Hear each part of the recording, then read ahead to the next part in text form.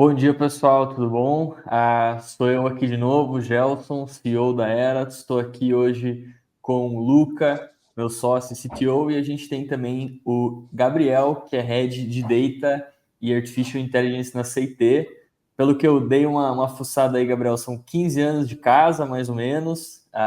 Então, um bom tempo aí trabalhando com dados dentro da CT e também, recentemente, autor, né? Então, do livro Fronteiras Inteligentes. Cara, muito obrigado por topar fazer esse bate-papo com a gente. Vai ser super legal, fazer uma troca bem bacana aí para agregar para o pessoal que acompanha nosso conteúdo. Viu? Eu que agradeço a oportunidade, um prazer estar com vocês. Vamos ver se eu consigo agregar em alguma coisa aqui. Massa, legal. Cara, queria pedir para você contar um pouco pro pessoal da tua carreira, hoje, o que você faz na CT e também se quiser explicar um pouquinho do teu livro, fica à vontade. Claro. Posso dar um overview. Eu, logo depois que eu me formei na escola, no colégio, eu não tinha muita noção para onde que eu ia exatamente. Eu tinha um apreço pela química, mas por incrível que pareça, mas não tive oportunidade, não acabei mudando um pouco a minha estratégia, então eu fui para um colégio técnico, fazer um adicional depois do colegial. Na época eu tentei fazer um colégio técnico, engenharia mecânica, mas ao mesmo tempo eu tinha começado a trabalhar numa empresa digitando projetos, com digitação, não era datilografia, já era digitação, de uma empresa de telecom que fazia fibra ótica. Na verdade, ela fazia projetos de fibra ótica, era infraestrutura de fibra ótica. E aí eu mergulhei no ambiente de redes, né? Comecei a entender um pouco de fibra, entender como é IP, como as coisas funcionavam. E daí eu comecei a ficar na dúvida do tipo, não faz sentido mecânica no mundo que é tão mais digital, eu acho que eu preciso tombar um pouco. Aí foi a minha primeira aventura com um primo meu, era muito novo, tinha uns 8 anos, tentou abrir uma empresa de internet, Que legal. desenvolvendo sites, etc. E na época, e daí foi onde eu comecei a aprender a programar HTML, um pouquinho de JavaScript, CSS, mergulhei na programação. E ele foi fazendo cursos e fui pegando cada vez mais conhecimento, até chegou um momento na minha carreira que eu tive que fazer faculdade, não tinha como não fazer faculdade. Daí eu fiz uma faculdade, né, era um tecnólogo, nem era um bacharelado na época, mas como eu já vinha meio que me virando com o trabalho, muito facilmente eu entrei em estágio remunerado, e aí as coisas foram crescendo, e me relacionava sempre bastante, né? Sempre abria muitas conversas com as pessoas. Eu acho que isso foi que me ajudou desde o início e me ajuda bastante hoje. E aí foi quando eu entrei no mundo de BI, né? Um conhecido de um conhecido, precisava de alguém que queria entender Business Intelligence. Eu via o nome, achava o nome interessante, mas achava que o negócio era meio chato. E daí eu bati um papo com ele num café, tipo esse que a gente está fazendo aqui. E daí ele me explicou um pouco melhor, estou com uma vaga na consultoria que eu trabalho e tal. Foi quando eu entrei no mundo de dados a primeira vez, e ali eu tive os meus primeiros contatos. Já desenvolvendo um projeto de BI em SAP, era BW na época. Comecei com visual, a parte de dashboard, depois fui entendendo como que fazia as transformações dos dados, conhecendo os extratores todos de SAP. E na consultoria ela começou a abrir um pouco a maneira como ela trabalhava para expandir o mundo SAP. E nesse momento, eu já estava me envolvendo mais nas discussões um pouco de negócio para entender o que era, por que tinha que ter aquele KPI ou não, que até então eu só produzia, né? E aí eu senti falta de conhecimento de negócio. E eu fui buscar ler um pouco mais, e daí eu lembro que eu anotava as revistas que os meus líderes liam, o que eles falavam, HBR, as revistas algumas nem tinham tanto no Brasil. E eu comecei a fazer essa leitura mais de negócio, eu tive a oportunidade de fazer o MBA na GV, e daí eu entendi um pouco mais como que era o lado do negócio em si. O objetivo do MBA era um MBA em company da própria empresa, de formação dos consultores que trabalhavam nela, para ter um conhecimento geral de uma empresa. Então, passou por RH, marketing, processo, logística, pelo menos aquela base, entender os porquês e como se conectam, eu entendi nesses MBAs. Foram 2 na sequência, e ali aquilo explodiu o meu mundo. Foi mais ou menos quando eu entrei na CT. A CT adquiriu essa empresa que eu trabalhava. E daí, esses 15 anos de CT foi quando eu entrei na CT. Então, de dados, eu tenho uns 20, mais ou menos, de carreira ali. E daí, na CT, a gente foi desenvolvendo a prática. Muito mais aberta, né? Não só com o BI, nem muito menos só com o SAP. entrou Oracle, entraram outras ferramentas, outras stacks, e a gente veio desenvolvendo até então Data Warehouse e BI muito tradicional. E aí minha carreira foi seguindo nesse momento. Aceitei por ser uma empresa de engenharia de software e ter uma bagagem de metodologia muito forte, muito bem estruturada, coisa que a gente não tinha muito nos projetos de dados, porque eram projetos curtos, né? Então eu fui tentando entender como funcionava e trazer um equilíbrio para esses dois mundos, e aí foi onde eu comecei a galgar alguns espaços de liderança na CIT, né, de condução de times, já tinha um pouco de negócio, então consegui falar de negócio com o cliente, e essa prática na CIT ela foi se estruturando aos poucos, né, hoje é uma prática bastante relevante na companhia, de representatividade. A CIT tem 6.500 pessoas hoje trabalhando ao redor do mundo, empresa globalizada, brasileira, nós somos 350 de dados, né? Então proporcionalmente nós somos bem pequenininho, mas um time de 350 pessoas, especialistas em dados e AI, é um time bastante grande, né, hoje em dia. E daí essa é mais ou menos a minha jornada, foi por esse caminho, algumas coisas foram meio ao acaso, e assim como o livro também foi um exercício muito individual, de carreira, de tentar extrapolar algumas ideias. Eu venho percebendo que a discussão de IA, ela exige cada vez mais um letramento da sociedade, nas organizações, principalmente. É um letramento até que mais básico para a gente conseguir entender do que se trata. A gente sempre lidou IA com algo muito distante, muito lá das big techs, muito das universidades. A gente pouco absorveu claro, naturalmente as empresas utilizaram isso, né? Mas não era tão democratizado. E daí o livro me inspirou um pouco de aproximar as pessoas da inteligência artificial e vice-versa.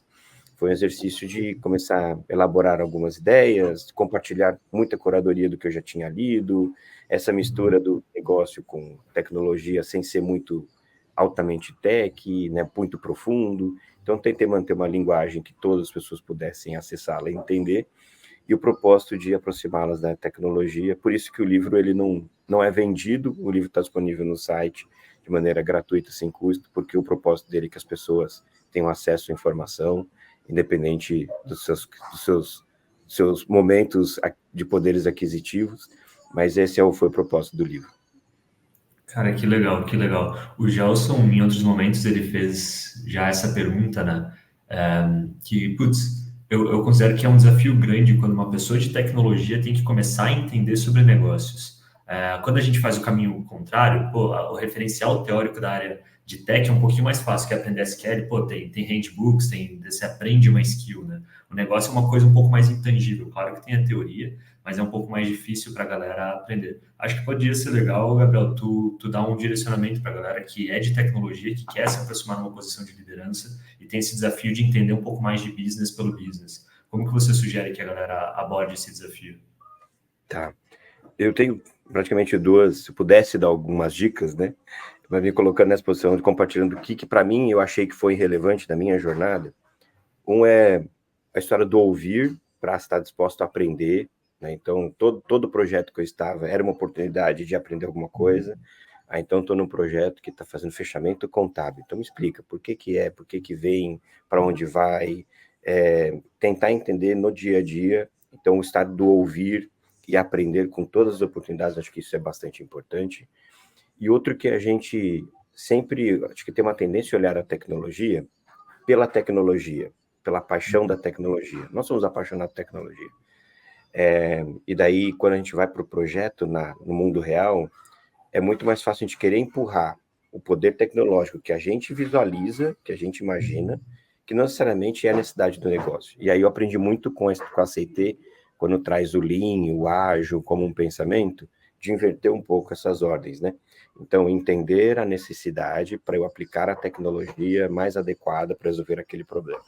Eu acho que essas duas coisas, acho que é o elemento fundamental. Tirar um pouco nossa paixão, né, pela tecnologia, de fazer um negócio, uau, isso aqui revolucionou o mundo, mas ir ponderando, não, isso aqui cabe aprofundar um pouco mais, não, isso aqui vamos no simples mesmo, uma planilha Excel resolve isso aqui bem, tá tudo bem, depois que você começar a ficar muito grande, a gente transforma em outra coisa, aceitar que isso pode ser um processo evolutivo. Eu acho que são essas as dicas que eu poderia compartilhar, que eu vivi e que foram, acho que, bastante relevantes na minha jornada. Cara, que legal, que legal. Essa de seu processo evolutivo, eu vejo muito sentido nisso, porque eu já enfrentei muitos desafios, né? A gente já teve um braço de consultoria na Eratos, e geralmente a gente tinha que argumentar com as outras áreas de tecnologia dos nossos clientes que não precisava, cara, fazer a coisa mais sofisticada do mundo agora, porque seria 6 meses de desenvolvimento até você chegar perto do valor. Então, às vezes, você tem que viabilizar um pouco o investimento maior, que chega um momento que precisa, mas tem o mais curto ali, o paretinho, que você consegue fazer no primeiro momento, né? Eu gosto muito dessa Sim, abordagem, assim. total, total. Massa. Gabriel, queria pegar um gancho, cara. Você falou muito sobre, falou um pouquinho ali sobre projetos, sobre linha, agile e tal. Queria pegar esse gancho para trazer uma pergunta que, na verdade, foi alguém que está acompanhando nossos podcasts que falou, cara, eu queria muito dessa galera que está falando escutar um pouco mais sobre isso, que é hoje, com a tua experiência assim de consultoria, o que você vê que faz sentido, o que tem que prestar atenção para escopar projetos de dados? Né? Como é que você pode fazer isso? E como o Luca falou, meu, é muito fácil o cara chegar e falar, não, eu quero um negócio super complexo, vai demorar ali 6 meses daí para você entregar. E a gente sabe também, pela experiência que a gente tem de consultoria, que ele é um processo de aprendizado, né? Então, pô, você faz um escopo gigante, cara, você trabalha ali algumas semanas, você já, putz, parei que eu aprendi mais um pouco sobre esse problema, sobre esse negócio, talvez a rota seja outra.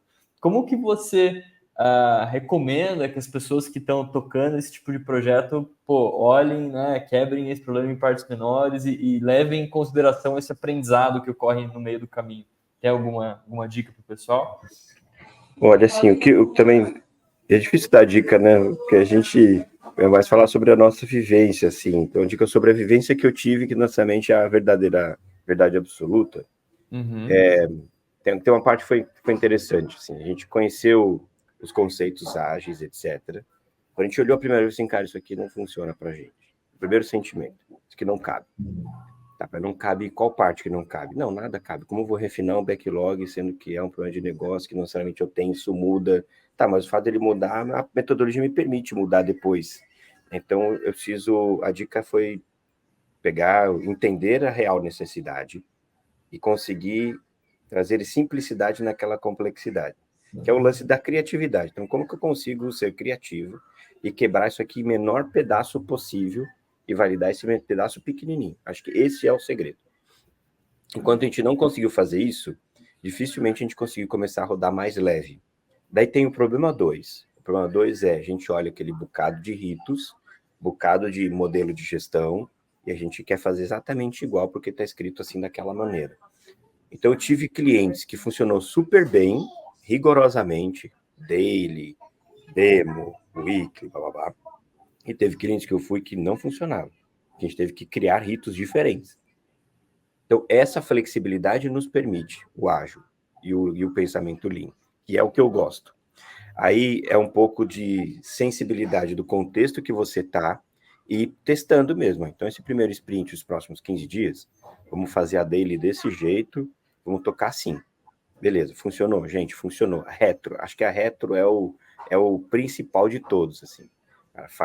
Passa a régua direitinho, discute o que funcionou, o que não funcionou, e faz diferente no sprint 2. Eu acho que essa combinação que a gente consegue chegar no lugar mais próximo do ideal. Eu posso te dizer que nenhum lugar, nenhum cliente que eu já fiz projeto, aconteceu exatamente a mesma coisa da metodologia. Ela precisa ir se adaptando no contexto. Se a gente for muito rígido, a gente começa a entrar numa discussão só de metodologia com o time de projetos do cliente e a gente não chega. O nosso principal objetivo é chegar do outro lado do rio. Cara, é o cliente ter o acesso no dashboard que ele precisa. Se o caminho for, cara, libera o dado assim, daí depois, ó, eu vou ter um débito técnico aqui, que eu vou precisar corrigir no sprint 4, beleza? Tecnologia, tamo combinado? Tamo. Então, deixar essas coisas bem claras e combinadas, eu acho que funciona. E o exercício da retro, acho que retro esse é o único rito que a gente faz questão de ter, porque é ali que a gente ajusta os ponteiros. A gente já chegou no mesmo cliente, no mesmo projeto, sair desde uma metodologia de gestão mais tradicional para ir para o Kanban, testando vários, assim. A nossa conclusão, que era o Kanban, que era o que melhor funcionava. Cara, coloca sua atividade na coluna, arrasta aqui, a gente mensura ali quanto tempo está dando para ir fazendo uma gestão de lead time, ver se onde tem oportunidade de melhoria, e tentar trazer sempre a simplicidade. Eu acho que esses são os pontos que eu poderia compartilhar do que eu venho experimentando e ainda não tenho todas as respostas. Legal. E você pode explicar um pouquinho para o pessoal o que que é essa retro, para a galera que não está familiarizado com o Claro, termo? claro. Dentro do ágil, a gente tem vários ritos, né? Então, a daily, tradicionalmente mais conhecida, que é o momento que o time todo se encontra e discute ali como que as coisas estão, né? Para o que eu fiz ontem, se eu evoluir, que bloco eu tenho, o que eu vou fazer na próxima semana, nos próximos dias, e outros ritos, assim como a dele. Tem um rito chamado retro, que no fundo é um acrônimo de retrospective, que no fundo é uma retrospectiva do que aconteceu naquele último bloco de entrega, naquele último sprint. E é uma reunião, de certa forma, precisa ser mais leve, ela tem, às vezes, um peso, tipo, é feedback, é lavagem de roupa suja, enfim, mas isso é maturidade que o time, geralmente, ele vai pegando. Mas o objetivo desse rito são as pessoas discutirem o que funcionou bem, o que não funcionou bem e o que a gente vai fazer de diferente no próximo sprint. São essas 3 perguntas. E ali as pessoas precisam ter liberdade, um ambiente seguro de discutir, dar suas opiniões. É 40 minutos, que seja 1 hora, ou dependendo do time, pode ser tempos diferentes, mas é um espaço que o time precisa discutir e refletir o que aconteceu em termos de performance, se rodamos bem, blocos que nós encontramos, discute todas essas questões e faz diferente. Ele te provoca a fazer melhoria contínua, né? Então, é basicamente esse o conceito do Lean, né? Para quem é de mais indústria, também pode ser o Kaizen, que se fala do Lean, que é o mesmo pensamento, o mesmo conceito de melhoria contínua. Então, é esse momento. Então, ao final de cada sprint, depois da demo, a gente geralmente faz uma retro que faz essa discussão aqui para o que faz diferente. Legal. Eu gosto muito de entender metodologia como algo que simplifica e traz clareza, né? Traz direcionamento para aquilo que a gente está fazendo. E é curioso porque a gente não pode ser escravo da metodologia. O Gelson bate muito nisso, que a gente estava, de fato, tentando iterar numa metodologia que fazia sentido para o momento que a gente está aqui na Aerodos. E eu tenho sempre essa percepção que quando o rito está um pouquinho desencaixado, fica, cara, gritante naquele momento que o rito ele está deslocado. Ele está acontecendo porque tem que acontecer, mas não está gerando valor na prática.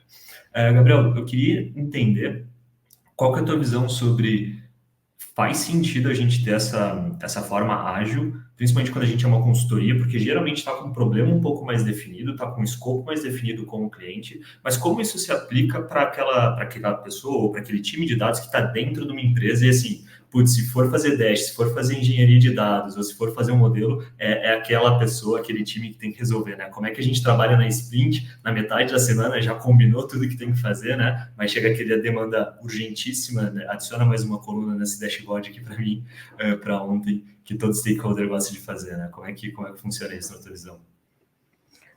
Olha, acho que quem souber essa resposta aí vai ficar bem de fama aí, etc. Porque não tenho muito recado mesmo, viu, Luca? Não tem muito uma resposta única, na verdade. Mas acho que nesse momento de discussão, tem 2 lugares que precisa ser mais flexível, né? Tanto o time precisa ter a leveza e a flexibilidade de ser menos rígido com o rito e como faz, e também o próprio ambiente ao qual ele está inserido, precisa rolar uma negociação aqui, né? Então, já tive muitas discussões com times de projeto, que olhavam o projeto como um todo na companhia, tudo que era projeto tinha que ser aqueles ritos, aquele report status, etc. E até depois, com o tempo, eu fui entender o motivo que eles são tão rígidos. Uma, porque eles precisam pasteurizar todo mundo para conseguir saber se está indo performance, é métrica. Então, se a gente conseguir dar métricas semelhantes ou a mesma, rodando ágil, atende também a necessidade daquela pessoa. Daí entra o lado da criatividade.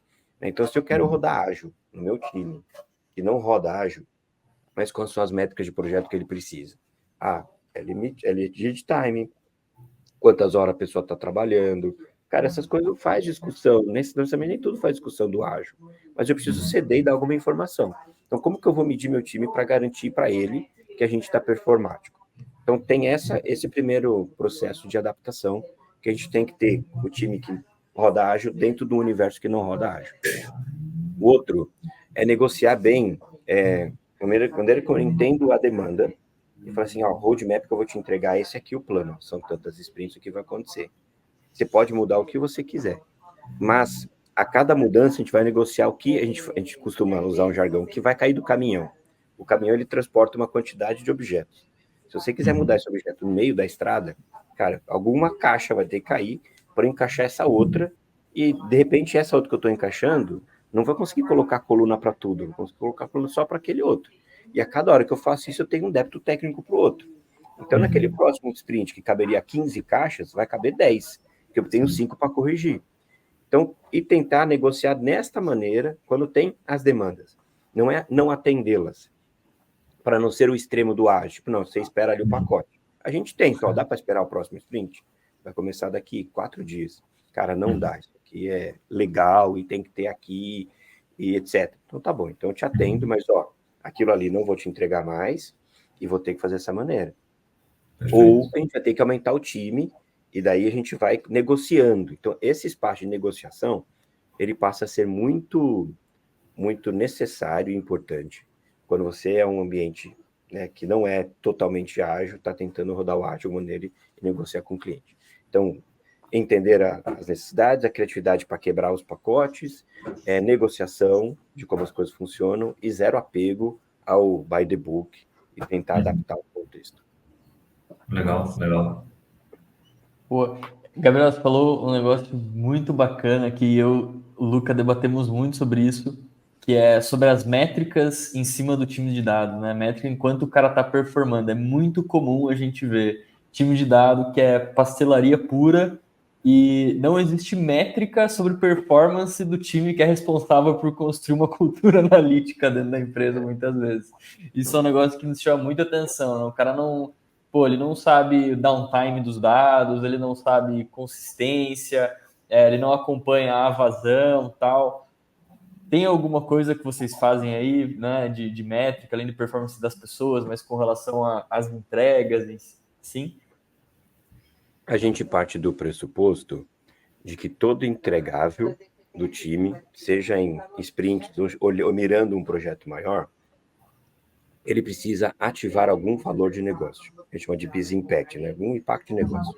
Se não gerar um impacto de negócio, mesmo que ele seja parcial, a gente cai nesse espaço que eu estou construindo uma casa, estou fazendo todo encanamento, mas se eu não fizer encanamento, não vai sair água na torneira.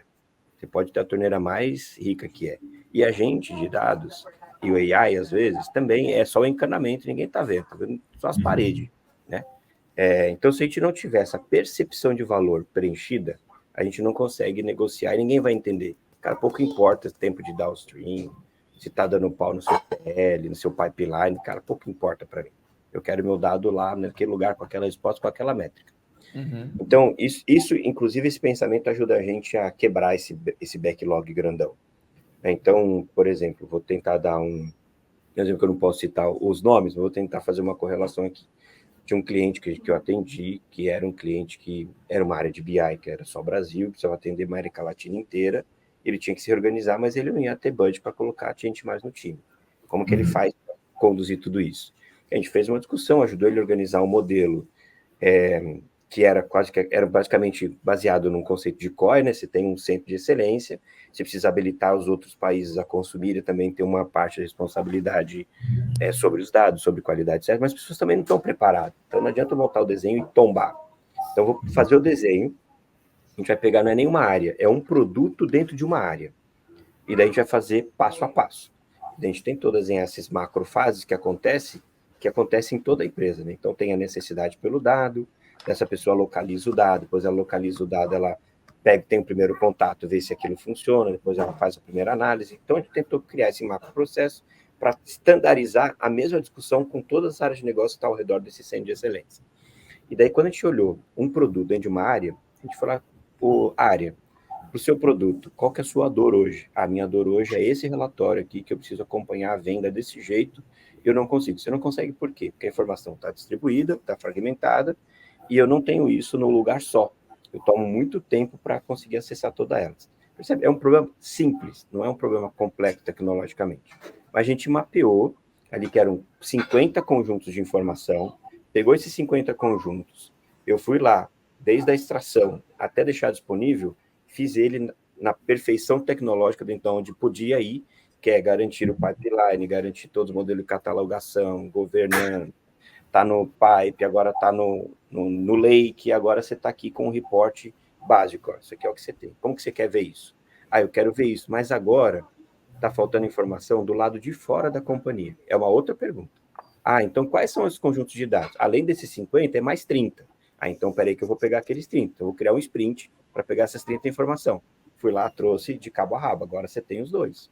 Ah, mas agora eu preciso visualizar assim, visualizar assim. Então, esse é um exemplo de como a gente pegou um problema complexo, fiz 2 sprints, 3 sprints, resolvi um produto de uma área. Quando a gente fez isso, a gente começa a instanciar naquela área os conhecimentos básicos, analíticos, a gente começa a instanciar na área esse poder analítico, que é o letramento que falta. Aí, o próximo pedido dele, ele já pediu diferente. Ele falou assim, olha, o meu problema aqui não é só que eu quero dado, o meu problema aqui é que nesta regra eu tenho esse tipo de problema e eu estou com essa dificuldade, preciso resolver assim. Então, isso facilita como demanda também. E daí, esse processo a gente foi depois escalando e aumentando para os outros produtos, para as outras áreas, até chegou a um ponto tipo, não, o COI já entendeu, nesse processo todo a gente já validou metodologia, já validou como entregava, e o resultado dele, que era um reporte que ele conseguia analisar a gestão comercial, esse era o valor dele. Isso eu atingi em poucos dias. Uma informação com, tecnologicamente, né, tinha uns arame enfarpado ali no meio, tudo bem, mas eu ativei o valor. Se eu não tivesse ativado o valor do negócio, cara, ele não ia perceber nada. Então, a gente vai ativando o valor pequeno, mas ele vai crescendo, sendo incremental. Essa foi a melhor solução que a gente conseguiu encontrar para esse tipo de pergunta. Legal. Pode falar, Luca. Boa. E então vocês tratam esse impacto de negócio como eu tenho um objetivo, e daí, cara, um sim, não atingir o objetivo, ou vocês conseguem de fato monetizar, trazer para valor real, ou enfim, money mesmo, porque esse é um desafio grande. Perdão. Não, fica à vontade, mas esse eu acho que é uma ótima pergunta. Quem tiver resposta para isso vai ficar muito rico, que é, cara, como que você estima preto no branco grana sei lá, de todas as iniciativas de dados, né? Para quem está ouvindo aí, já surgiram umas 2 perguntas de $1 bilhão. Quem souber responder... Avisa nós aqui, divide com a gente, por favor. A gente parte o ponto de partida é conseguir chegar nesse lugar.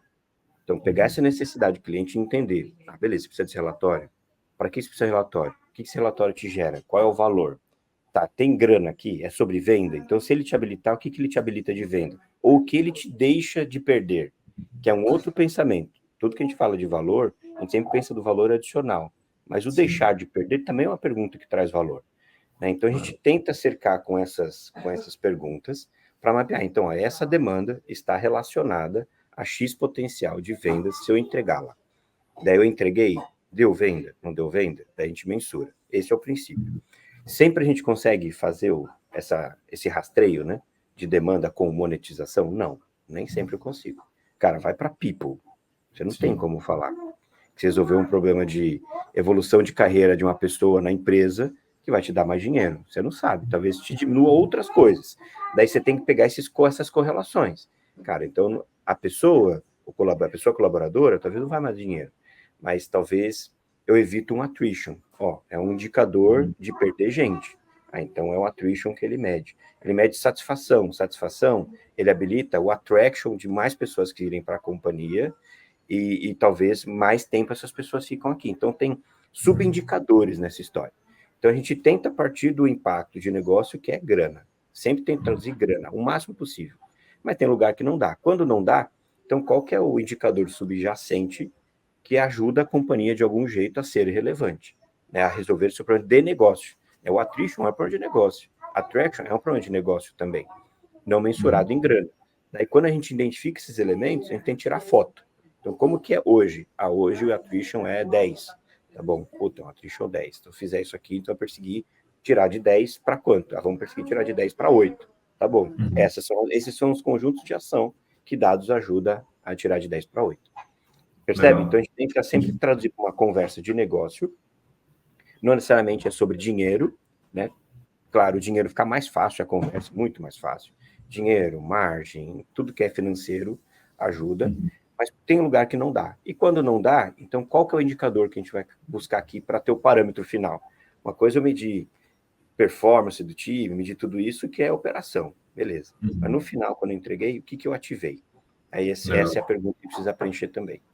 Legal, legal. Eu sempre vejo que é muito, nossa, são os melhores projetos, assim, a nível de você conseguir deixar preto no branco o impacto, quando você está trabalhando sobre custo, né? Porque já está sendo monitorado, tu faz a linhazinha lá, cara, fez deploy, se baixar, vou lá, você pode falar, ó, esse impacto aqui gerado foi a gente. Eu vejo muito que, pelo menos a gente já enfrentou um pouco isso com alguns projetos, que geravam impacto, gerava crescimento de receita, ou enfim, um aumento de conversão, só que daí outras áreas, cara, todo mundo caía querendo ganhar esse impacto, né? Vinha marketing falando que melhorou o lead, vinha galera do comercial falando que melhorou o processo, daí dados vinha ali no meio, então ficava uma guerra para ver quem que gerou esse impacto.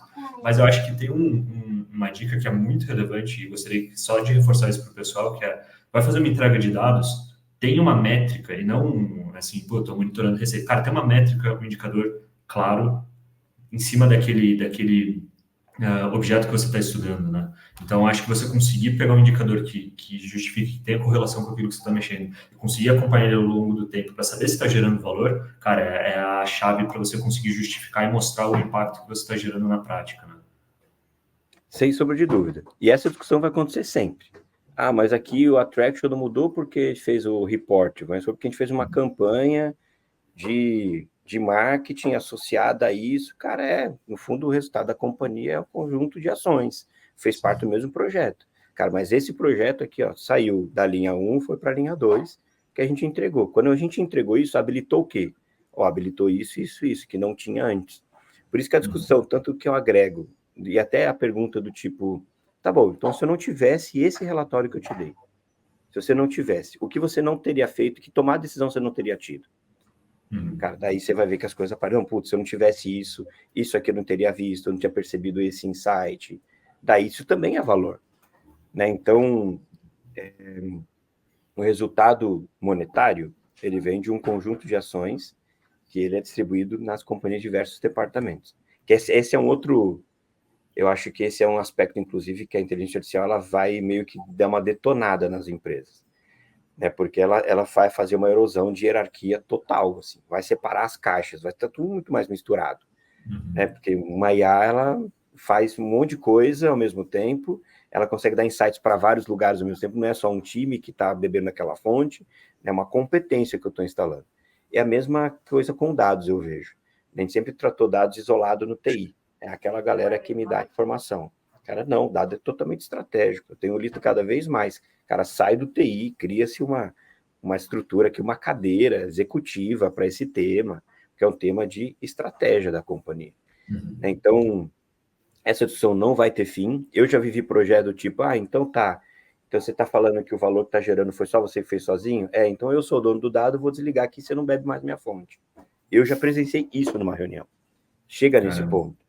Tá? Então, essas coisas acontecem. Somos pessoas, temos nossos egos, isso acontece no mundo corporativo. Não vou dizer que tudo perfeito. E aí é onde a nossa habilidade de dar uma transitada, de conversar, e negociar, e ouvir, e tentar amarrar. Eu acho que esse é o nosso papel também. Legal. E falando um pouquinho de estrutura, Gabriel, você comentou agora sobre, né, ter uma cadeira executiva para isso, você falou também antes sobre ter um centro de excelência de dados para aquele projeto específico. Como que você vê assim a organização ideal, sabe? O modelo que você aí nos seus diversos projetos viu funcionar melhor é esse centro de excelência mesmo? Como que vocês configuram esse centro de excelência? E se você achar que tem cenários que isso não faz sentido, como que você avalia essa tomada de decisão? Tá. Eu vejo naturalmente as empresas abrindo essas cadeiras executivas, até porque o dado é um dado, dados e é um assunto totalmente estratégico. E daí, quando abre essa cadeira, geralmente o desafio cara, estrutura a área, estrutura as pessoas, e eu quero as respostas. É esse o pedido. Inclusive, no próprio livro, eu cito em alguns momentos a altíssima taxa de turnover das pessoas que ocuparam esse espaço de executivo dessa cadeira. Se não me engano, o número que saiu lá é 2,4 anos, mais ou menos. Porque a frustração é muito grande. Porque a frustração eu abro a cadeira, eu tenho expectativa que isso aqui tudo aconteça. E a pessoa que senta nessa cadeira não consegue resolver aquilo rapidamente, porque não é um problema tecnológico, é um problema estrutural. É um problema estrutural, que é a pessoa que precisa fazer uma cola entre tecnologia, dado e áreas de negócio, né, metodologias e tudo isso. Então, tem toda essa questão cultural envolvida e organizacional. Vou tentar separar um pouco essa parte cultural organizacional e vou tentar falar de como que eu estruturaria um time, por exemplo, pelo menos a linha de pensamento que eu acredito que ela melhor funcione. Eu acho que ela precisa ter um time, um núcleo mais central, que olha, que centraliza algumas coisas e consiga estruturar a companhia em termos de arquitetura, de stack, governança, catalogação. Alguém precisa ser o guardião disso para garantir que a gente esteja no lugar certo. Riscos, cara, tem questão jurídica aqui, LGPD e outras questões para evitar até dados sensíveis estarem disponíveis e não sensíveis também, etc. Então, eu preciso ter um core aqui mínimo para que isso aqui esteja estruturalmente funcionando. E eu preciso habilitar essa inteligência analítica, o pensamento crítico e o consumo aos arredores, que são as áreas de negócio. Eu não necessariamente precisa ser um COI, percebe? Mas organizacionalmente eu vejo esse desenho. Eu tenho um time mais núcleo, eu tenho times de ativação de valor, tenho times que estão nas áreas de negócio, ajudando, tanto no letramento sobre que análise você precisa, como que eu crio essa metodologia, essa ligação do negócio com o pedido que vem para o outro, que é um pouco de, arquiteturalmente, é um pouco do conceito data mesh, que ele vai se distribuindo em domínios e vai deixando isso mais democratizado.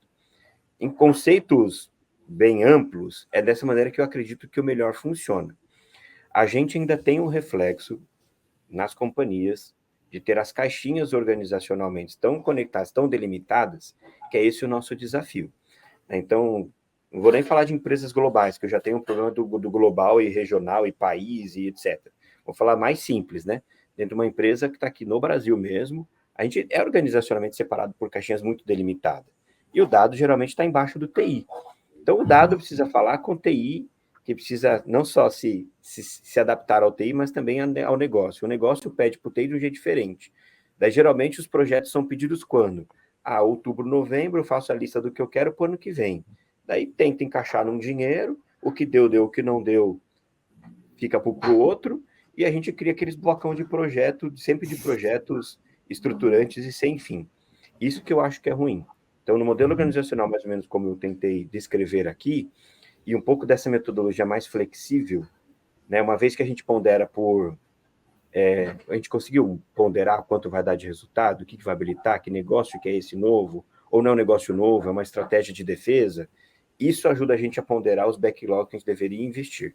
Então, tem um pouco de modelo organizacional, um pouco de metodologia e um pouco de gestão mesmo, de budget, de como que a gente distribui nesses projetos. Eu acho que é um pouco disso que eu daria de resposta hoje. Massa. E levando em conta essa questão de orçamento e responsabilidade mesmo, esse cara de dados que está lá na ponta com o negócio, ele é. Como que você faz esse controle? Ele é do orçamento de dados? Ele é do orçamento de comercial?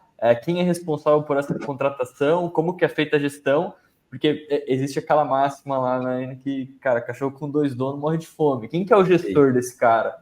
Quem que cuida dele? Quem que mentora? Como que você faz essa gestão desse cara que está na ponta também? Porque eu acho que essa é uma das grandes dificuldades, né, da gente trabalhar nesse modelo de times mais multidisciplinares, tendo o centro de excelência, porque o cara no final vai responder para o cara de dados e para o cara do comercial. Como que equilibra isso, né? Porque o cara do comercial, ele vai ser full negócio, ele quer um negócio para ontem. Não, mas putz, espera aí que eu tenho o negócio do jurídico lá, da LGPD, que eu preciso ver com o core aqui. Como que você faz esse acompanhamento, essa gestão? Excelente Como pergunta. você vê isso funcionando na prática? Acho que é uma excelente pergunta. Aí tem duas óticas, né, que a gente precisa se preocupar. Tem a ótica sobre o entregável, executar as coisas, tem a ótica de pessoas. Porque essa pessoa que está lá dentro do comercial, ela também precisa ter alguém que oriente a carreira, que consiga entender quando essa pessoa fala, das dificuldades, etc. Quando a gente transfere esse time mais distribuído, a área do comercial, vamos dizer assim, ela não tem a menor ideia do que significa. É o que você falou, cara, ela quer o reporte dela, ponto. Nada mais isso. Por isso que é o lance do letramento. Então, eu acho que essa pessoa responsável pelo time de dados, que seja um executivo, ou seja, uma liderança sênior, precisa fazer um corpo a corpo com esse responsável da área comercial e de um letramento sobre o que não é, o que dá e o que não dá. Então, tem um letramento corporativo que precisa, de certa forma, garantir. Sobre a ótica de gestão de pessoas, eu acho que essa pessoa que está dedicada no comercial precisa ter uma condução, uma liderança sobre esse time que entende de dados, porque é sobre a carreira de uma pessoa, né? E sobre o que ela entrega, aí sim eu acho que deveria ser uma autonomia maior desse comercial, sobre o que ela precisa entregar, o que precisa entregar, sobre os combinados e os contratos de valor percebido ou não valor percebido. Que aí a liderança de dados deveria fazer o corpo a corpo para ajudar a equilibrar. Então, em termos de orçamento, cara, eu já vi orçamento que separa a pessoa dedicada ao comercial, quem paga é ele. Me parece que funciona melhor, porque dá um senso de responsabilidade e comprometimento pela área de negócio. Me parece. Mas eu já vi caso ao contrário. Não, o orçamento é todo meu, eu faço toda a gestão, a pessoa está aí e a gente faz em conjunto. Também funciona, que é a minoria. Tá? E eu já vi casos, quando tanto de um lado ou de outro, do tipo, esse ano então eu vou segurar o resultado desse projeto, vou falar que a área comercial aqui, tá? Eu vou segurar o resultado desse projeto mais 1 ou 2 meses, porque se eu executar isso aqui agora, a meta vai ser do meu vizinho, não vai ser minha. Então eu espero um pouquinho, no ano que vem eu contrato essa pessoa dentro do meu budget, ativo esse projeto, porque daí a meta é minha. Então a gente também tem esse lado não tão fair nas companhias, temos, e a gente precisa lidar um pouco com esses problemas. Por isso que eu acho que a gestão de pessoas eu manteria dentro da liderança de dados, que é sobre condução de uma carreira, que a área comercial não tem menor domínio. Mas sobre os combinados de entrega, é o comercial que precisa orientar, inclusive para ele entender o que dá, o que não dá. Mas essa pessoa largada no comercial, ela não vai conseguir fazer isso. Ela precisa da liderança, de certa forma, apoiando, ajudando nesse letramento, fazendo os combinados corretos, até para que desenvolva a carreira dessa pessoa de uma outra ótica também. Então, tem um combinado aqui que precisaria ajustar, e eu separaria sobre entrega e a questão de gestão de carreira mesmo. Legal, legal. E durante, enfim, algumas das suas falas aqui, Gabriel, você falou sobre governança. O que você vê hoje como melhores práticas? Você vê que o pessoal deveria estar olhando assim os heads de dados, esse executivo que assumiu agora, o que ele tem que estar prestando atenção quando a gente está falando nesse tema? Cara, esse é um tema mega amplo, né? Tem de tudo aqui dentro dele, né? Mas acho que os pontos principais que eu diria, tem um aspecto muito, muito importante da governança, que talvez seja mais segurança do que governança. Acho que aqui tem um elemento que a gente precisa dedicar energia e atenção, porque tem uma discussão, me protejo 100%, mas daí também eu não resolvo, né? O quanto que eu tenho que me proteger, estou protegido. Eu acho que ter uma discussão, uma pauta sobre o lado governança, segurança, ele é extremamente importante. E da mesma forma do governança jurídico.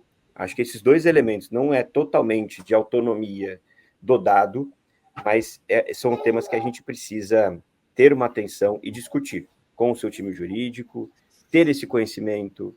Não é todo mundo que entende o lado jurídico quando a gente fala de dados. Agora com o GenAI a discussão, mas o dado treinado é meu, é do outro, que não sei o quê. As Big Techs estão tendo esses problemas. Então imagina a gente não vai ter. Mas se a gente não começar a discutir nas nossas organizações, a gente jamais vai entender. Então, assim, dentro que nos cabe buscar esse conhecimento, saber como que a gente conduz. Do lado de dentro agora, da estrutural, aonde que geralmente pega a governança? A política de acesso e como que eu democratizo. Eu falo que eu tenho que democratizar, mas qual vai ser essa política? Democratizo, não democratizo? Democratizo como? E aí, eu vou dar um nome, e daí depois vocês veem se vocês podem divulgar ou não, mas é uma empresa que eu ouvi e eu tenho como benchmark, que é o Boticário. Eles resolveram os problemas de governança de maneira muito bacana, foi uma maneira bastante incremental, pelo pouco do que eu entendi. Agora eu estou falando distante, tá? Eu não vivi, eu acho que se vocês tiverem contato, vale bater um papo com alguém. Mas eles tinham um problema grave de governança pela amplitude da empresa que eles têm. Eles foram colocando os conceitos básicos de governança, de catalogação, de acesso, e quando eles foram escalar, não foi um mais tech que resolveu, foi um método simples que eles encontraram. Então, olha, Lucas, você precisa do acesso a essa informação? Preencha esse formulário, o nosso time vai entender isso daqui que você precisa, vai ajudar a criticar o que dá e até onde dá e te dar uma resposta. Já essa resposta já é habilitando o acesso à informação. E se você precisava, por alguma análise, uma informação não de dados sensíveis, mas de uma informação que talvez o seu perfil não deveria ter acesso, eu te dou acesso a essa informação por um tempo determinado de, no máximo, X dias, né, que era o tempo de você analisar. E aí, naturalmente, a arquitetura dele não deixava exportar para não gerar nenhuma falha nesse sistema. E depois ele foi, de certa forma, escalando como que eu faço a governança funcionar e, ao mesmo tempo, um letramento do que pode e não pode.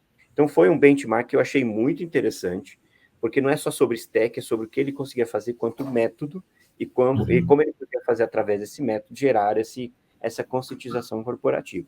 Que é esse um outro lado da governança também. As pessoas entenderem por que pode, que não pode, quando pode, que não pode. E aí o que eu vejo são regras que estão na cabeça de alguém e não está escrito em nenhum lugar.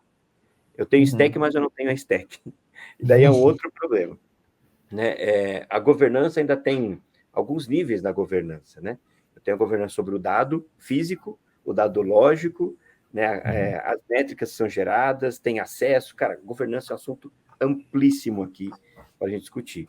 E eu acho que as empresas, de maneira geral, elas lidam com governança como elas lidavam em 1990, 2000 e pouco. Cara, governança é só a política do acesso, não é só a política do acesso. Né? Tem alguns viés aqui que eu preciso tratar diferente.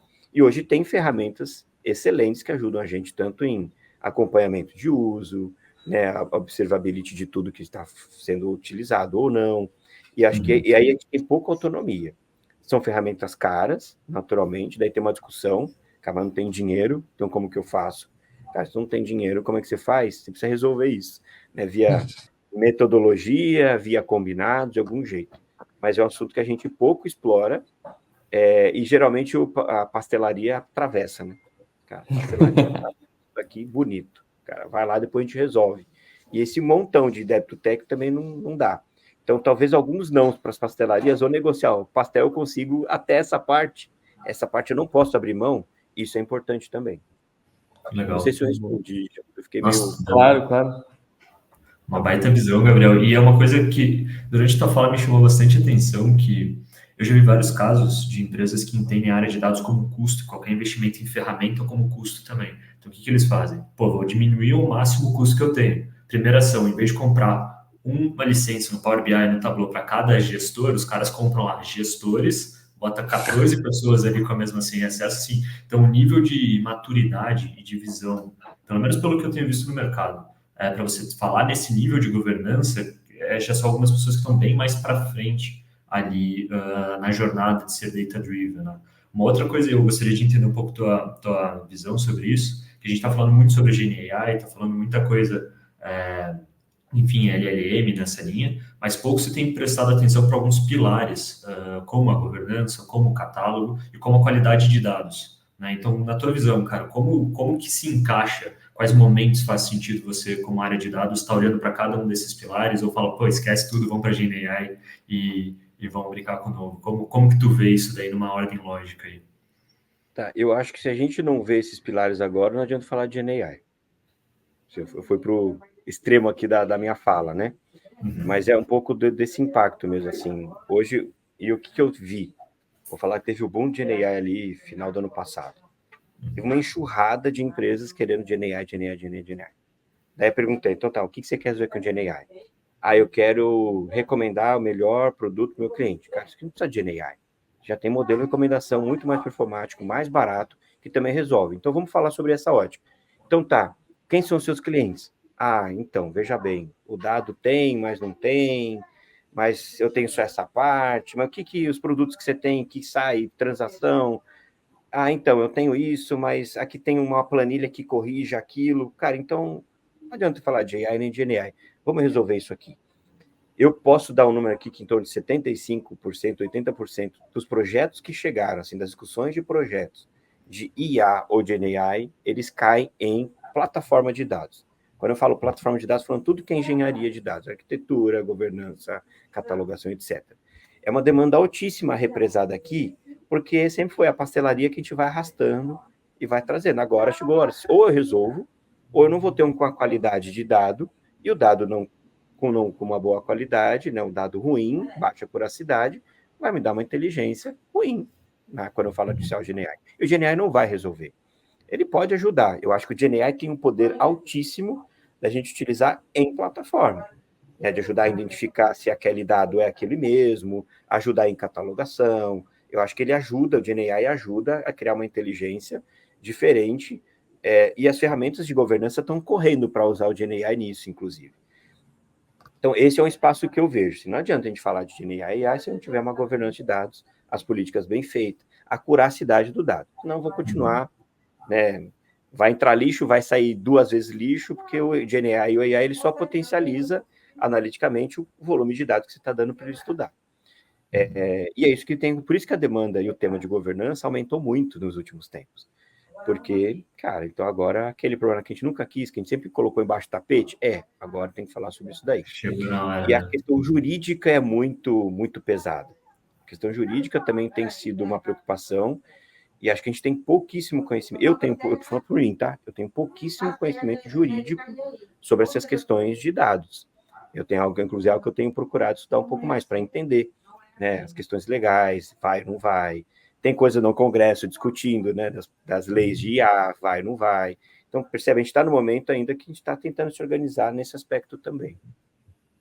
Enquanto a gente não tem oficial do governo, acho que a empresa precisa criar ali sua cartilha de que brigas que ela quer e que brigas que ela não quer entrar.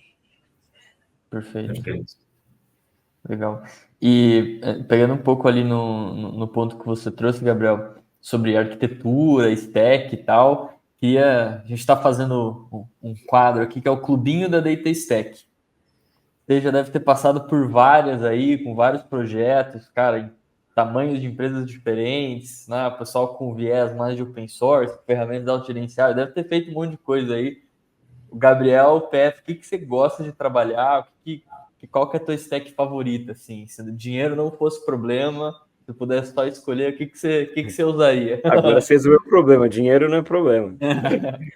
Dinheiro não sendo o problema, agora eu vou dar uma viajada aqui, tá? Mas não, nem vou viajar muito, não. Mas das experiências que a gente teve, eu acho que o que melhor, que foi um pouco mais completo, Databricks é uma ferramenta muito boa. Assim, tanto do que eles já têm, do que eles estão trazendo, a evolução como plataforma com produto, eu acho que é super bacana. E dos projetos que a gente conseguiu utilizar o Databricks bem redondinho de base, cara, a evolução dele é muito mais simples, muito fácil, a escala dele é fácil, etc. Tem a questão da grana, né? Não é uma ferramenta barata, acho que até é justo pelo que eles promovem. Mas quando a gente não tem o Databricks, por exemplo, se pegar a próprio Google, a AWS, o Azure, com Fabric, etc., cara, eles resolvem super bem essa necessidade também. É que eu vejo o Databricks ainda que ele tem não só esse lado todo da ingestão e tudo que ele ajuda nesse processo, mas quando a gente fala das features de MLOps, a estrutura de MLOps, eu acho que o Databricks ele consegue resolver um pouco mais fácil e a gente consegue perdurar mais algumas coisas. Tem um leque maior ali de algumas soluções. Mas acho que se não fosse dinheiro, é esse, cara. Eu teria o Databricks, ponto. Cara, não tenho dinheiro cara, qualquer uma das clouds acho que resolve super bem. Azure majoritariamente nas companhias aparece por conta de Microsoft, Office, então Azure está dentro desse, muito mais de uma estratégia comercial que eles tiveram no passado. A AWS tem uma performance muito boa, tem clientes hoje que a gente roda a AWS e não tenho zero reclamação, assim, funciona super bem. E Google eu estou vendo numa corrida aqui para entrar no mundo de Data Analytics Brasil, tem feito bastante investimento. Acho que eles estão melhorando as ferramentas deles, tem hora que não funcionava tão perfeitamente, mas resolve bem as dores com que eles têm. Mas ainda vejo Azure e AWS ainda mais consumido pelos clientes de maneira geral. Talvez pelo porte do cliente que eu lido, que geralmente são clientes mais enterprise, então dinheiro nesse aspecto não é tanto o problema. Mas para quem não está nessa categoria, dá para começar via as clouds, eu acho que resolve bem. Boa. Aqui a gente vê muito Google, cara. GCP pra gente aparece demais, assim. Tanto pela política de crédito, né? Como você falou, os caras estão investindo muito aqui, estão dando bastante crédito. E a gente viu também, começou a usar, veio acompanhando bem a evolução de BigQuery ali, da GCP, a gente teve algumas boas melhorias, assim, que a gente, inclusive, a gente usa hoje, né? Acho que os Acho que produtos as evoluíram pequenas e bastante. médias empresas, o Google acho que é a melhor entrada que tem, porque é um custo mais justo, ele tem a facilidade de uso e ele funciona super bem. Cara, BigQuery, perfeito, assim, ó. Se qualquer área de negócio desse um BigQuery, os caras estavam lindos e Uhum, maravilhosos. sim. Né? Eu acredito bastante nele, sim. Assim, pessoa física, Uhum. para as minhas coisas, para os meus projetos, eu utilizo o Google, porque eu não tenho grana para bancar o restante, não faz sentido. Então, eu acho que Sim. custo-benefício, eu acho que é o melhor caminho de fato. A gente gosta bastante, assim, porque tem E é muita. leve, né? E é Exato, e leve. tem muita. Cara, pequena e média empresa, a realidade não é centro de excelência, né? Equipe, a gente sempre fala isso aqui, e aí, pô, só do cara não precisar subir uma máquina, subir um negócio lá, só cria conta, passa o cartão e tal, o BigQuery ali, já resolve muita coisa na vida do cara, né? Sem dúvida, sem dúvida. Por isso que eu falei assim, eu estou acostumado com um perfil de cliente que Perfeito. já tem a negociação. Quando não tem, Uhum. que é cliente menor, o Google geralmente atende super bem. Legal, legal. Gabriel, Pode falar. quero só puxar um ponto que você falou lá no comecinho, eu tô segurando essa, cara, desde que você se apresentou um pouco mais da tua história, mas me chamou muito a atenção que quando você entrou para a área de redes, um pouco mais na área de tech, você falou, putz, preciso buscar uma graduação, né, uma coisa na área. E saiu ali o State of Data do Brasil, pesquisa Data Hackers, e se eu não me engano, é uma área que tem mais de 95% dos profissionais com faculdade, pós, mestrado, e enfim, a gente tem 5% das pessoas sem formação. Eu acho que é uma tendência que está mudando, mas queria entender a tua visão sobre isso. Cara, como que você vê o futuro da área para a galera que está querendo entrar? Faz sentido buscar uma especialização, uma formação? Se não, o que faz sentido a galera estudar, né? É um SQL, é um Python? Como que você vê isso? Que a gente vê muita gente ainda entrando na área e está cada vez mais faltando vagas, então, sobrando vagas, desculpa. Então, acho que faz sentido trazer um pouquinho da tua visão sobre isso. Tá bem. Geralmente, quando tem às vezes papo até de mentoria, etc., as perguntas são essas, né? Tô começando, o que eu faço? Cara, minha primeira resposta é Python. Cara, conhece Python, que acho que ele é o que abre mercado tanto de oportunidade quanto os caminhos que você quer seguir dentro da área de dados, que é gigantesca. Então, acho que Python, ter o domínio de programação e a linguagem Python, as bibliotecas que tem, eu acho que ele é o primeiro passo para todo mundo. O segundo ponto é a pessoa entender que linha que ela mais se identifica, né? Cara, é a linha da engenharia, é a linha de construção, de pipeline, é isso aqui, ou é a linha de análise, encontrar as respostas, a parte de visualização, que daí é um caminho que se divide, né? A partir do momento que você encontra esse caminho que se divide, daí eu indicaria as especializações. Cara, então você pode ir para um lado de estudar as stacks todas de cloud, entender as técnicas de extração e armazenamento, as formas de bancos de dados e etc. Se você vai para uma linha mais analítica, daí você vai ter que estudar negócio, vai ter que entender o porquê que o negócio um pouco de comunicação, de storytelling, uso dos gráficos, as melhores indicações, daí é um outro lado. Então, geralmente, para quem está começando, eu tento traçar isso. Cara, vai para o Python, entende um pouco como esse universo faz os seus exercícios ali na prática, entende no seu Excel mesmo como esse processo funcionaria, vê onde você se sente mais aptidão e segue numa dessas duas linhas. Sobre o lance de faculdade, de universidade de estudo, hoje, cara, cada semana eu recebo alguma faculdade com algum curso novo. Então, assim, estão se proliferando os cursos relacionados a dados, e IA principalmente. É difícil até a gente falar assim, qual que é mais indicado ou não é. Mas a formação universitária, de alguma maneira, independente de qual você escolha, ela é muito importante. Ela é muito fundamental. Então, meu incentivo é que façam. Independente se é Unicamp, Poli, Federal, qualquer for, que seja Uninove. Cara, eu fiz Uninove. Assim, e me ajudou super na vida. E não estou falando que o Uninove é melhor ou pior que alguém. É que até um tempo atrás, não sei se na época de vocês, mas na época que eu fui entrar no mercado de trabalho, existia um mega preconceito sobre, só essas faculdades são boas. A Uninove estava classificada como uma faculdade não boa na época. Então, assim, mas ela me abriu o mercado. E todas elas, a gente tem professores muito bons. Então, assim, a universidade, ela é super importante. Então, assim, independente de qual cara, seguindo essa trilha, escolhe uma e faça. e depois você segue na jornada. A minha teoria para que a gente tenha um volume grande de pessoas formadas, mestrandas, doutorandas, etc., é porque a inteligência artificial ela puxa esse lado científico. Ela é muito baseada em inteligência científica. E o assunto que estava lá na universidade, né? Você vai para hoje o mundo corporativo, o quanto que a gente usa de todo esse conhecimento científico? Cara, é 15%, 20%. Porque sempre vai ter a barreira ou da estrutura, ou de desenvolver quem vai bancar isso. Não, mas veja bem, é uma teoria, é uma tese. Ah, cara, se é tese eu não quero, é risco, cai fora. Né? As organizações querem investir muito no que ela tem certeza absoluta, que é outro ponto que eu acho que o IA vai mudar nas organizações. O cara vai ter que aprender a lidar melhor com as incertezas e tomar as decisões. Por isso que a gente está discutindo aqui, a gente tem esse campo de trabalho que a gente tem hoje. Então, acho que as universidades estão chamando a atenção. Eu tenho visto muitas pessoas, iniciação científica e mestrado, mesmo depois de faculdade. Eu, inclusive, estou pensando em alguma coisa para o futuro, não sei o que ainda, Legal. porque é um lugar que a gente consegue esticar um pouco as cordas. E a IA, ela ajuda a empurrar um pouco isso. Bacana, bacana. Cara, baita recomendação. E concordo muito com essa visão de pesquisa. Se a gente for pegar as principais inovações recentes dos últimos anos, todos estavam atrelados a algum paper, cara, super robusto, super bem desenvolvido. Não é só, tipo, cheguei com a tecnologia, tô aqui. Cara, é de fato um processo, uma metodologia científica de experimentação, de validação de hipótese e inovação. Muito, muito bacana a tua visão, Gabriel. O nosso mundo de dados analítica, ele é esse processo, né? Avalio o que eu tenho uma pergunta. Avalio o que eu tenho, daí gera uma nova pergunta, daí uma nova base de dados. Ele tem esse ciclo, né? Até eu comento também sobre isso no livro. E acho que muda, isso é o que muda. As empresas estão acostumadas ao processo fabril, né? Saiu daqui, mudei para lá, mudei para lá, mudei para lá, cara, tá pronto o produto, não tem mais. O nosso processo não é linear. Ele não é linear. O processo de analítico, de insights e dados, ele não é nada linear. Cada hora eu tenho que quebrar o dado em 2 ou 3, tem um dado novo, dado de fora, etc.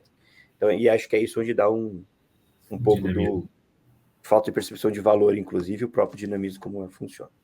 Legal. Boa. Para encerrar aqui, que a gente estourou o tempo já, Gabriel, uma dica de livro, além do teu? Rapaz, livro, eu tenho vários livros. Mas um que eu li, acho que ele até estava aqui na minha estante. Cadê? É um dos que eu, inclusive, usei muito. Deixa eu pegar. Esse livro aqui. Eu acho que ele tem versão em português também. Tem alguns desenhos deles que me inspirou bastante no livro, mas eu acho que é um livro muito bom, porque ele trata o olhar de IA, mas no lado de competição das empresas, ele traz aqui algumas dicas de como as empresas poderiam se organizar e se estruturar. Tem umas coisas muito interessantes, então acho que esse é um livro que eu super recomendo. E um outro que eu sempre gosto de falar dele, que acho que é Data Science para Negócios. Esse tem em português, certamente. Cara, esse livro é espetacular, porque ele traz uma base, desde explicar as linhas básicas dos modelos de AI, como eles funcionam, e ele também traz uma linguagem muito simples para entender o que é essa jornada de dados, né? Então, se não me engano, ele começa explicando o modelo, metodologia CRISP, né? Que fala, cara, então você precisa ter o dado, do dado você precisa trabalhar o dado, depois você trabalha o dado fica disponível. Então, ele traz esse pensamento também. Eu acho que são 2 livros que eu indicaria. Um numa ótica mais de IA, como que a gente organiza para ser uma empresa competitiva, e o Data Science para negócios, que eu acho que ele também traz um conhecimento mais de dado e menos só do IA. São os 2 livros que eu indicaria. Muito E massa. meu livro é um livro nada técnico, é um livro que ele vai falar só algumas reflexões de impacto de futuro, a partir do que a gente tá vivendo hoje. Também tem ali algumas dicas de como poder se organizar, mas como ele tem o propósito de ser uma aproximação do assunto, então não dava para ele ser aprofundado muito tecnicamente. Legal. Então ele é para o público em geral, assim. Para todo mundo. Ele Legal. foi feito para as pessoas não técnicas, vamos dizer assim. Que legal, que legal. Massa. Bom, como falei, a gente já estourou o tempo aqui, então vou encerrar. Gabriel, muito obrigado de verdade, cara. Foi um bate-papo muito massa. Acho que a gente conseguiu debater coisas super importantes. Espero que você tenha gostado também. Espero que o pessoal goste. E obrigado novamente aí por topar participar. Eu que agradeço a oportunidade, foi um prazer, gostei demais mesmo. Fico aqui à disposição de vocês. Espero que o pessoal que esteja acompanhando aí também curta o conteúdo aí. Boa. Legal. Valeu, pessoal.